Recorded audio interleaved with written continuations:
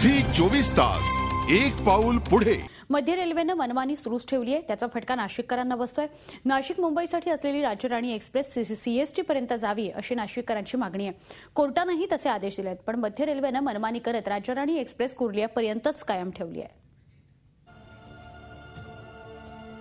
Nashik Mumbai local हवी ही मागणी पूर्ण करण्यासाठी अखेर राज्यराणी एक्सप्रेस जाहीर झाली। 2 वर्षांनंतर ती सुरू झाली, मात्र मध्य रेल्वेनं तांत्रिक कारण दाखवत खोडा घातला। नाशिकच्या चाकरमान्यांसाठी असलेली ही ट्रेन कुर्ल्याला वळवली। या विरोधात नाशिकच्या रेल परिषदेनं जनहित याचिका दाखल केली। मुंबई हायकोर्टानं त्याची तात्काळ दखल घेत राज्यराणी एक्सप्रेस सीएसटी पर्यंत नेण्याचे आदेश दिले।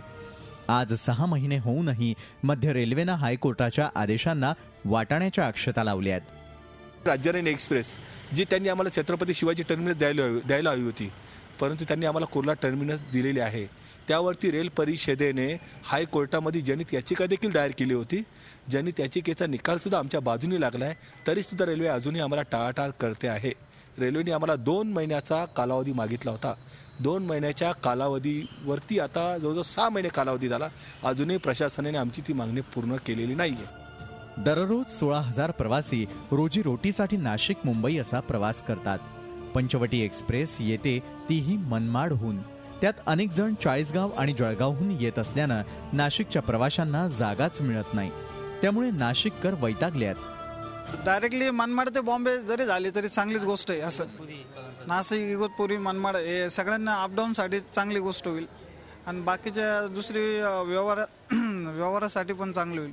बाहेरून आलेले जे प्रवासी आहे त्यांना माहिती नसतं, त्यांना माहिती पाहिजे की दादऱ्याहून जायचं तिकीटाची पंचायत होऊन जाते। विना तिकीट 340 रुपये देऊन बसून जातो, प्लॅटफॉर्मचं तिकीट न काढल्यावर। ते तेवढं माहिती पाहिजे फक्त। मध्य रेल्वेला प्रवाशांच्या व्यथा कळाव्यात आणि हायकोर्टाच्या आदेशाचं पालन मध्य रेल्वेनं करावं एवढीच प्रवाशांची अपेक्षा आहे। झी 24 ताससाठी योगेश खरे, नाशिक। झी 24 तास एक पाऊल पुढे।